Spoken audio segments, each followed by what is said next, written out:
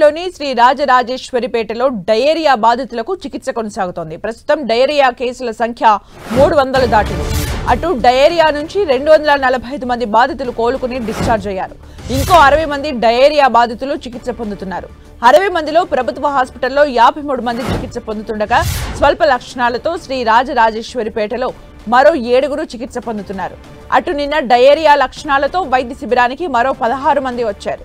మరోవైపు డయేరియా లక్షణాలతో medical camp కి వచ్చిన కాలనీ వాసులకు ట్రీట్మెంట్ ఇస్తున్నారు వైద్యులు. డయేరియా తీవ్రత ఎక్కువగా ఉన్న వారిని ప్రభుత్వ హాస్పిటల్ కు తరలించి వైద్య సేవలు అందిస్తున్నారు.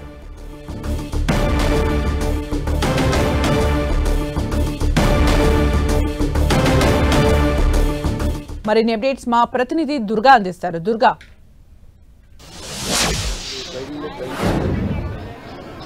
విజయవాడ న్యూ రాజరాజేశ్వరిపేటలో డయేరియా కేసులు 300కు పైగా ఇప్పటివరకు నమోదయ్యాయి. అయితే కేసుల తీవ్రత అనేది ప్రస్తుతం అయితే తగ్గినట్టుగానే మనం చెప్పాలి. ఎందుకంటే నిన్న 16 మంది ఈ ట్రీట్మెంట్ కోసం కొత్తగా వాళ్ళకి లక్షణాలు ఉన్నాయంటూ కూడా వాళ్ళు ఇక్కడ రావడం జరిగింది. వాళ్ళు కూడా కొంతమంది ట్రీట్మెంట్ తీసుకుని ఇక్కడ నుంచి వెళ్లిపోయినటువంటి పరిస్థితి. అయితే ప్రస్తుతం అయితే న్యూ రాజేశ్వరిపేటలో ఉన్నటువంటి వైద్య శిబిరంలో 7 మాత్రమే ట్రీట్మెంట్ తీసుకుంటున్నారు. మిగిలినటువంటి ఒక 53 మంది పైగా ప్రభుత్వ ఆసుపత్రిలో వాళ్ళు ట్రీట్మెంట్ తీసుకుంటున్నారు. దీంతో పాటు ఇప్పటి వరకు 245 మంది డిశ్చార్జ్ అయ్యి వాళ్ళు ఇంటికి వెళ్లిపోయినటువంటి పరిస్థితి కనిపిస్తుంది. అయితే ఈ ఏరియాలో పూర్తిగా హెల్త్ సర్వే అనేది ప్రస్తుతం ప్రభుత్వం చేస్తుంది. దానికి సంబంధించినటువంటి నర్సింగ్ స్టాఫ్ అలాగే దానికి వైద్యులు వీళ్ళందరూ కూడా ప్రతి ఇంటికి వెళ్లి వాళ్ళ గురించి ఎంక్వైరీ చేస్తున్నారు. వాళ్ళందరితో కూడా వివరాలన్నీ అడిగి తెలుసుకుంటున్నారు. వాళ్ళకి కావాల్సినటువంటి మెడిసిన్స్ అలాగే కిట్స్ అన్ని కూడా సప్లై చేస్తున్నటువంటి పరిస్థితి కనిపిస్తుంది. ప్రస్తుతం మనం ఇప్పుడు విజువల్స్ లో చూస్తే ఓఆర్ఎస్ ప్యాకెట్లు ప్రతి ఇంటికి కూడా తీసుకెళ్తున్నారు. ఎందుకంటే కొత్తగా లక్షణాలు వచ్చే వారికి ఇంటి దగ్గర కొంత స్వల్పకాలిక లక్షణాలు ఉన్నట్లయితే వాళ్ళకి ఇంటి దగ్గర ట్రీట్మెంట్ ఇవ్వడంతో పాటు డిశ్చార్జ్ అయ్యి తిరిగి వచ్చిన వాళ్ళకి కూడా వాళ్ళని మానిటరింగ్ అనేది నిత్యం చేస్తున్నారు. వాళ్ళకి మళ్లీ తీవ్రత అనేది మళ్లీ ఏమన్నా రిపీట్ అయిందా లేదంటే తగ్గుతుందా అనే దానికి సంబంధించి పూర్తి స్థాయిలో వాళ్ళంతా కూడా ట్రీట్మెంట్ తీసుకున్నారు. ప్రస్తుతం మనతో పాటు నర్సింగ్ స్టాఫ్ ఉన్నారు. వీళ్ళు ఇంటింటి సర్వేకి వెళ్తున్నారు. వాళ్ళు ఎలాంటి విషయాలు తెలుసుకుంటున్నారు, ఏమేమి అడుగుతున్నారు అనేది ప్రస్తుతం మనతో పాటు మాట్లాడించే ప్రయత్నం చేద్దాం. మేడం చెప్పండి, అసలు సర్వేకి వెళ్తున్నారు కదా, ఏ వివరాలు సేకరిస్తారు?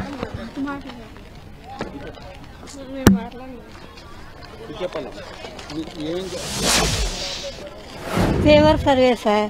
ఇంటి డోర్ టు డోర్ వెళ్ళి వాళ్ళ ఇంట్లో వాళ్ళందరినీ యోగక్షేమాలు తెలుసుకుని ఫీవర్ సర్వే, జ్వరాలు ఏమైనా ఉన్నాయా, డయేరియాలు ఏమైనా ఉన్నాయా, తర్వాత వాంతులు కానీ నీరొచ్చిన కానీ ఏమైనా ఉన్నాయా, ఒళ్ళు నొప్పులు ఏమైనా ఉన్నాయా, ఫుడ్ ఎట్టా ఉంది, వేడివేడి ఫుడ్ తినండి, కాచి చల్లాచి నీళ్ళు తాగండి, ఇంటి చుట్టుపక్కల వాతావరణం, వ్యక్తిగత శుభ్రత, పరిసరాల పరిశుభ్రత అవన్నీ కనుక్కొని వాళ్ళకి ట్రీట్మెంట్లు ఇస్తాం సార్. ఎలాంటి సూచనలు చేస్తున్నారు? సూచనలు అంటే సార్ వాళ్ళకి వాంతులు యూరేషన్లు ఉన్నాయి కదా సార్, అప్పుడు మేము మెడిసిన్ ఇస్తాం, మెటఫార్మిన్.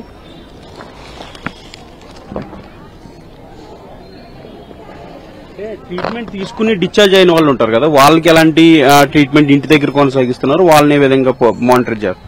వాళ్ళని ఏమన్నా వాంతులు వేసిన ఉండగానే ఇంటికాడే ఉండొద్దు. మీరు వెంటనే తెలిసిన వెంటనే లక్షణాలు కనిపించిన వెంటనే తలనొప్పి గాని, జ్వరం గాని, నీరసం గాని ఉంటే ఇంటికాడ ఉండకోకుండా హాస్పిటల్కి వెళ్ళి జాయిన్ అయిపోండి.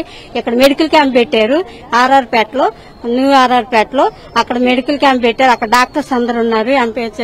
మా డిఎంహెచ్ఓ మేడం, తర్వాత డాక్టర్స్ వీళ్ళందరూ ఉన్నారు. వాళ్ళ దగ్గరికి వెళ్ళి ట్రీట్మెంట్ తీసుకుని మీరు ఆరోగ్యంగా ఉండటం నేర్చుకోమని చెప్తాం.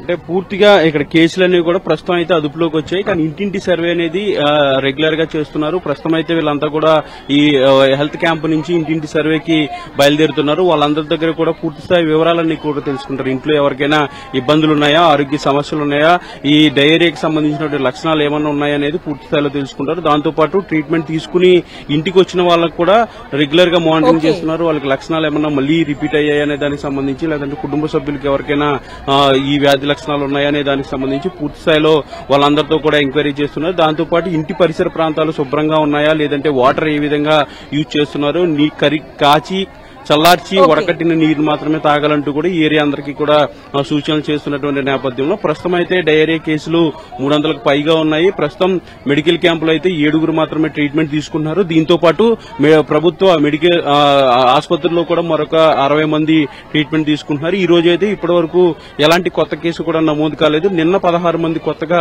అడ్మిట్ అయినటువంటి పరిస్థితి. ఏదైనప్పటికీ కూడా డయేరియా అనేది అదుపులోనే ఉంది. మరికొంతమంది ఒకవేళ వ్యాధి లక్షణాలతో వచ్చినా కూడా వాళ్ళందరికీ కూడా ట్రీట్మెంట్ ఇస్తామంటూ కూడా ఇక్కడ ఉన్నటువంటి వైద్య సిబ్బంది చెప్తున్నారు. Thank you Durga for the updates.